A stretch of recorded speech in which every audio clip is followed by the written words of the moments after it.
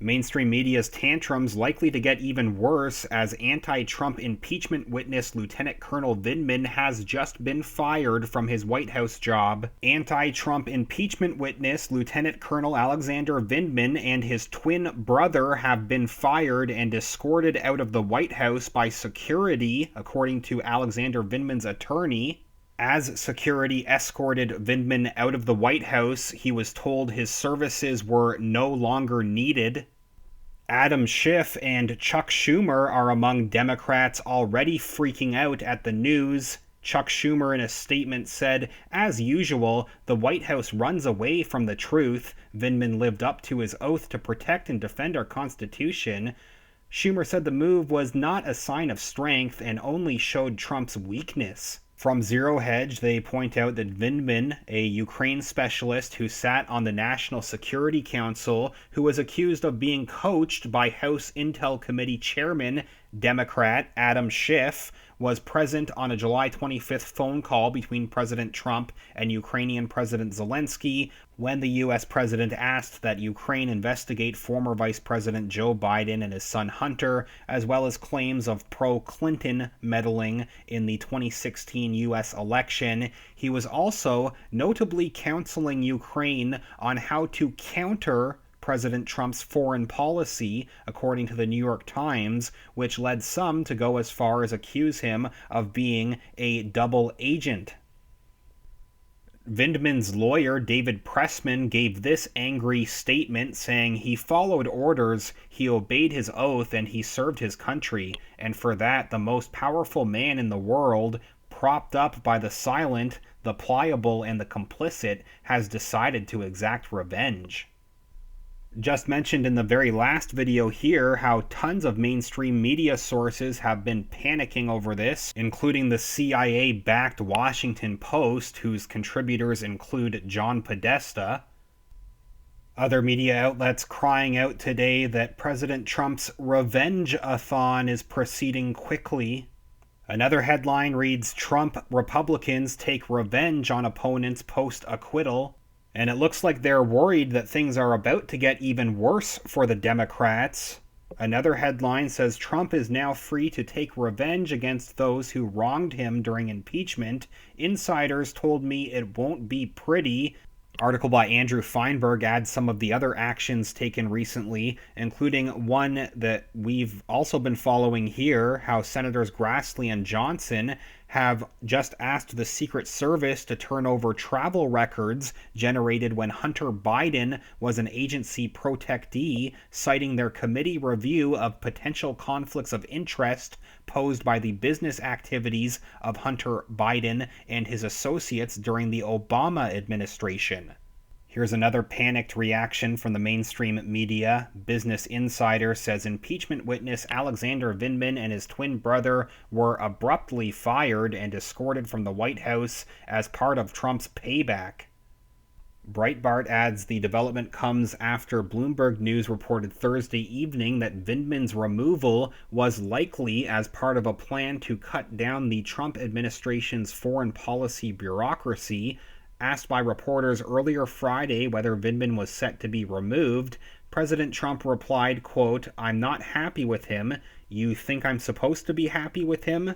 They're going to be making that decision." In his October testimony before the House Intelligence Committee, Vindman criticized the Trump-Zelensky call and claimed that he did not know the identity of the whistleblower. Quote, "I did not think it was proper to demand that a foreign government investigate a U.S. citizen, and I was worried about the implications for the U.S. government's support of Ukraine," Vindman told lawmakers. Vindman continued, saying, quote, "I realized that if Ukraine pursued an investigation into the Bidens and gas company Burisma, it would likely be interpreted as a partisan play, which would undoubtedly result in Ukraine losing the bipartisan support it has thus far maintained.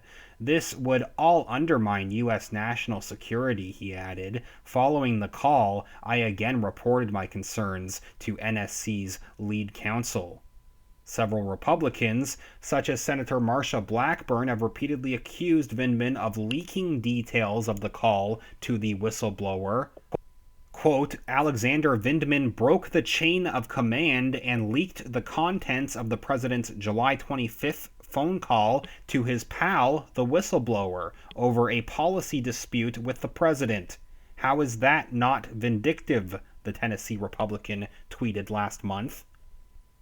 John Podesta also sounds very angry this week as he's ordering House Democrats to go after President Trump.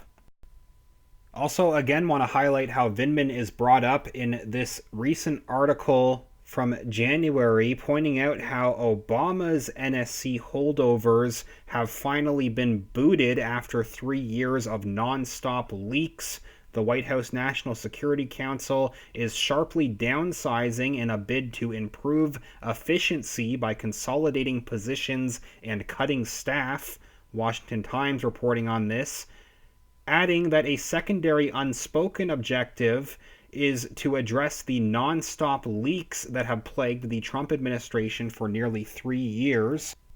Leaks of President Trump's conversations with foreign leaders and other damaging disclosures likely originated with anti-Trump officials in the White House who stayed over from the Obama administration, according to several current and former White House officials. The reform is being led by National Security Advisor Robert O'Brien, who told The Times that 40 to 45 NSC staff officials had been sent back to their home agencies. More are likely to be moved out. Under Obama, the National Security Council ballooned to as many as 450 people, and officials wielded enormous power, directly telephoning commanders in Afghanistan and other locations in the Middle East to give them direct orders in violation of the military's strict chain of command. After O'Brien is done, less than 120 policy officials will remain after the next several months. Also, there's a name I probably can't use here for censorship reasons, but meanwhile, the so-called second-hand whistleblower, we'll just call him the whistleblower, at the heart of President Trump's impeachment, was widely reported to be an NSC staffer on detail from the CIA.